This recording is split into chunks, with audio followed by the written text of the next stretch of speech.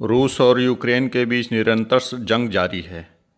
इस जंग के दौरान पक्ष विपक्ष के रूप में चीन और अमेरिका भी एक दूसरे के आमने सामने खड़े नजर आते हैं।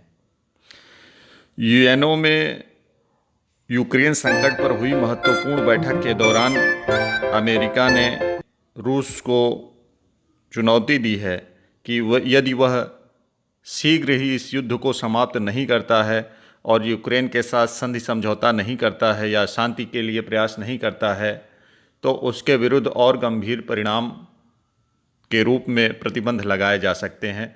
इसके अलावा वह अस्त्र शस्त्रों से भी मदद कर सकता है, अर्थात युद्ध में भी प्रतिभाग करने के लिए नाटो और अन्य सहयोगी देशों से वार्ता कर सकता है।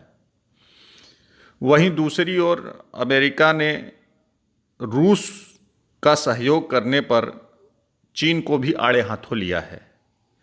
चीन के ऊपर आरोप लगाते हुए अमेरिकी विदेश मंत्रालय के प्रवक्ता ने सवाल उठाया कि यदि रूस इसी प्रकार से चीन के माध्यम से सहयोग प्राप्त करता रहेगा तो उसके गंभीर परिणाम पूरी दुनिया को भी भुगतने पड़ सकते हैं। क्योंकि चीन निरंतर रूस के साथ सहयोग कर रहा है, उसको हथियारों के माध्यम से सहयोग प्रदान कर रहा है, जिसके कारण युद्ध की विभीषिका निरंतर बढ़ती जा रही है। आज युद्ध 25वें दिन पहुंच चुका है और चीन निरंतर बैकडोर से रूस की मदद कर रहा है, जिससे भारी संख्या में जान माल का नुकसान हो रहा है और तमाम बेगुनाह लोगों के जीवन पर इसका बुरा असर पड़ रहा है।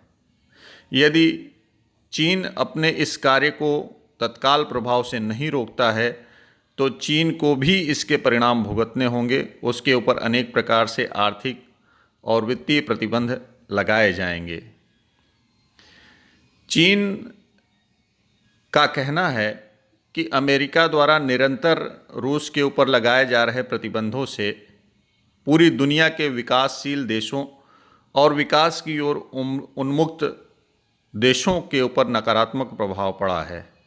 चूँकि चीन एक विकासशील देश है और अमेरिका उसके साथ प्रतिद्वंदिता में है और रूस तथा चीन के बीच लंबे समय से एक गहरी मित्रता है।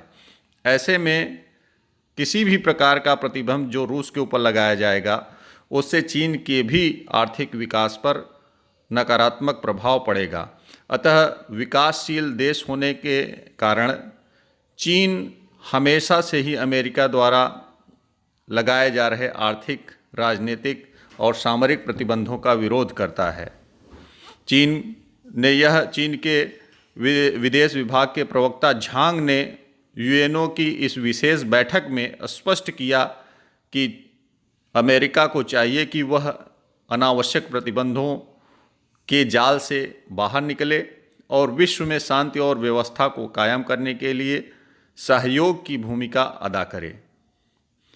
इससे किसी भी प्रकार से कोई भी लाभ नहीं होगा तथा ध्रुवीय व्यवस्था को त्याग कर संपूर्ण विश्व के सहयोग के रूप में अमेरिका की महत्वपूर्ण भूमिका हो सकती है। एंटनी ब्लिंकन, जो कि अमेरिका के विदेश मंत्री हैं, उन्होंने स्पष्ट तौर पर चीन को सचेत करते हुए कहा है कि अमेरिका अपने हितों की रक्षा के लिए तथा अपने सहयोगियों के हितों की रक्षा के लिए कठोर से कठोर कदम उठाने के लिए तत्पर हो सकता है। ऐसे में चीन को चाहिए कि वह किसी भी प्रकार से आर्थिक और सामरिक सहयोग जो वह रूस को दे रहा है उस पर कदापि भी आगे कदम ना बढ़ाए। अमेरिका ने आरोप लगाया कि यूक्रेन पर हमले के पूर्व